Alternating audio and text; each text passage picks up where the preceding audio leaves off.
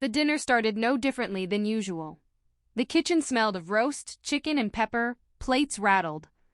My mother moved with that taut, efficient energy that she always had when she had made a decision and was just waiting to announce it. I was sitting in my usual seat, my shoulders still tense from work, and told myself, eat quickly and get upstairs. But after half a meal, my mother put down her fork. She pushed them flat on the table. I need your attention, she said calmly and measuredly. Then she looked directly at me. Especially yours, Cheryl. Something in my chest contracted. She didn't get loud. She didn't look angry. That was the worst part about it. She spoke as if she were reading out a shopping list. The house is sold. The papers are ready. We are moving. I blinked. Change clothes. Where to go? That's not important, she replied. What matters is that you have to look for a new place to stay. You have a month. The words did not all land at once. They piled up: sold, move, month. I looked at my father. He met my gaze, stared at his plate, as if he was turning something fascinating there. His hands were folded, his ankles pale. When I turned to my sisters, the older one was grinning maliciously. The younger one pressed her lips together to suppress a laugh. Are you serious? I asked. My mother nodded. We're not taking you with us. She said it so cleanly that it almost sounded reasonable, as if this was the natural order of things and I just missed the memo. At last my father spoke. You're an adult, Sherry. You should have planned for this. Planning? For my family to sell the house without saying a word to me. My younger sister snorted. Better start packing. Tech jobs don't pay that well, do they? They laughed. Not loud enough for a scene, just loud enough to sting. I was waiting for someone to say that this was going too far, but no one did it. My food got cold. I swallowed the pressure behind my eyes. In this house, crying had never changed anything. The next morning, they were gone. I woke up from the deep rumble of a car engine. Then I heard the sharp clack of my mother's heels on the hardwood floor, finally, like a punctuation mark. When I got to the living room, the boxes were stacked on the door. The sofa was gone. Family photos had been taken from the walls, leaving pale rectangles where memories used to hang. My mother gave me a look, as if she was checking off one last item on a list. Remember, she said, adjusting her coat. You have a month. Do not make it harder than necessary. Harder for whom? My sisters were rushing past me, laughing at their new rooms, their new start. No one hugged me. No one asked if I was okay. The front door fell into the lock. The house became silent, not peacefully silent, hollow. I stood there for a long time after her car disappeared down the street. The air felt different without their voices. Every sound stops again. My steps, my breath, the hum of the refrigerator that they had not taken with them. I walked around the house, room by room. My parents' house had been reduced to a shell, and somehow I was the only thing left in it. My name is Jared 26, and I work in the tech industry. On paper, this sounds impressive. In real life, it means cold coffee and a brain that never shuts off. I always kept my head down. No fancy dresses, no big announcements. In the same way, I saw my family as someone who merges with the background. But they overlooked one detail. As a teenager, I took a job after school because it felt like begging to ask my parents for money. With my first checks, I bought a used laptop. He was ugly, overheated, and whined, as if he was constantly tired, but he was mine. At night, when the house was sleeping, I taught myself to code. Lines of logic made sense in a way that people never did. You put work in, you get results. No favoritism, no guessing games. I thought that if I stay still, pay my share, and be useful, I may stay. I had not realized that they had already decided that I was disposable. But what they didn't know that morning when they threw it out, I had already seen the house advertisement 2 months ago. I hadn't cried, I hadn't asked. I had made a phone call. I was sitting on the floor of the empty living room, leaning my back against the wall and staring into nothingness. Normally, that would have been the point where I cry, where I blame myself, where I wonder what I did wrong to mean so little. But instead, something colder settled in me, something calm. Because the truth was, this did not come out of nowhere. 2 months earlier, I had been scrolling listlessly through real estate ads late at night, half-heartedly playing with the thought of moving out at some point. That's when I saw it. My address, my room, photos of the house where I still lived, staged, polished, and illuminated, as if I did not exist in it at all. They had put the house up for sale without saying a single word to me. I remembered staring at my laptop screen. First hurt, then angry, and then strangely clear. Clearer than I had felt for years. I hadn't confronted her then. I had not asked any questions. Instead, I made a phone call. While they were packing boxes and planning their bright future for the last few weeks, I was silently setting something in motion in the background. Something legal, something irreversible. Back in the empty living room, I got up and knocked the dust off my hands. The house felt too big, too quiet. But for the first time, it also felt honest. They thought they were exposing me like an unloved pet, which they didn't know.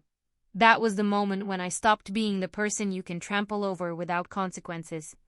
And the next time we would talk, the power would no longer be yours. 6 months passed. Not quietly, not magically, but steadily. The house changed first.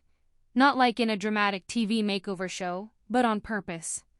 New furniture filled the empty places they had left. The living room no longer holds. The kitchen smelled of coffee again.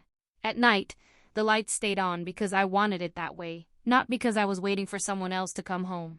I too changed. I stood straighter. I slept better.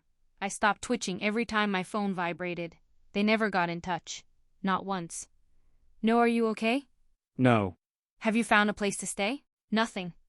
I think I had already disappeared in their minds. Someone else's problem. A burden that they had successfully thrown off.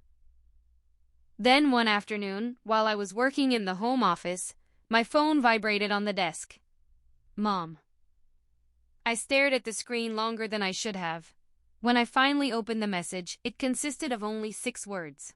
Why are you still there? No. Hello. Do not worry, just confusion and even trouble. I didn't laugh out loud, just a short, dry snort through my nose. It was the kind of laugh that comes when the last piece of the puzzle finally snaps into place. I did not answer. An hour later, another message came, then a missed call, then another. I left her sitting there, unread, while I finished my work. When I finally closed my laptop, I felt calm, grounded.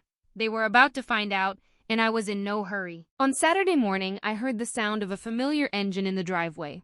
I did not immediately look out the window. I already knew who it was. The door blade glowed. I took my time. I smoothed my sweater, took a deep breath. Then I opened the door. They stood there, all 4 of them, as if they were waiting to be led back into a place that still belonged to them. Mom's smile, which she had prepared, froze the second she looked behind me. Her gaze fell on the new sofa, the soft carpet, the modern art on the walls. My younger sister's mouth actually worked on Bunder. What is all this? My mother asked and entered, without waiting for an invitation. My father followed her silently as always, his gaze fixed firmly on the floor, as if he was afraid to look at me. My older sister let her fingers slide over the back of the sofa, as if she was afraid it might vanish into thin air. This stuff isn't cheap, she half muttered to herself. I closed the door behind them. The click of the lock sounded final. Sit down, I said, pointing to the living room. They did it, but they did not sit like guests. They were sitting like people trying to understand why the world suddenly turned around the wrong way. My mother folded her hands in her lap and tried to regain her composure. She exhaled audibly. Cheryl, she began in her serious voice. We need to talk about what's going on here. I sat back in my chair, completely relaxed. You mean we need to talk about why I still live in my house? Her head jerked up. Dinem house? Mine? I repeated evenly. Silence fell into the room like a heavy weight. My father cleared his throat. That's not funny, he finally said. I'm not kidding. My mother's smile suddenly seemed tormented, like cracks in porcelain. You don't have that much money. I shrugged my shoulders. You'd be surprised what happens if no one is watching you. My younger sister snorted in disbelief. Do you want to say something? You bought the store? Yes. With what? Asked the elder Spitz. You could hardly pay your rent. I smiled slightly, just a little bit. What did you think? My mother got up so quickly that her chair scratched the floor. An ugly sound. Explain this immediately. So I did it? No details, no numbers that would have made you dizzy, just the truth. I worked in tech. I had been building quietly for years. I had invested well. I saw the display months before you announced the expulsion to me, I said calmly. You put the house up for sale while I was still living here, so I made a decision. I let you sell the house to me through a trustee. Mom's face lost all color. I acquired it legally. Payments, invoices, title deeds, etc. The room felt smaller by the second. My father rubbed his face. Why didn't you tell us anything? I looked him straight in the eye because you didn't ask. The younger one turned on, her voice shrill. If you had money, you should have helped us. My mother gave her a warning look, then she turned back to me. Her tone changed abruptly. He became softer, almost flattering. We had financial stress, she said. The new apartment is more expensive than expected. Tuition fees are due. We could really use your support. There it was. The sheer insolence almost took my breath away. I nodded slowly. Let me summarize this. You sold the house secretly. You gave me a month to disappear. You laughed when I didn't know where to go. And now you're asking me for money. We didn't know, she persisted. We would have known. Did you know that I am useful? I interrupted her. Would you have treated me differently? This is not fair, my father said weakly. Isn't that it? I got up. My hands were not shaking. My voice did not waver. That's what surprised me the most. You didn't forget me by mistake. You have not overlooked me. You have made decisions over and over again. You decided who counts in this family, and it wasn't me. Mom's eyes filled with tears. We are still your parents. No, I said. You are people I am related to. It's not the same thing. The older sister crossed her arms.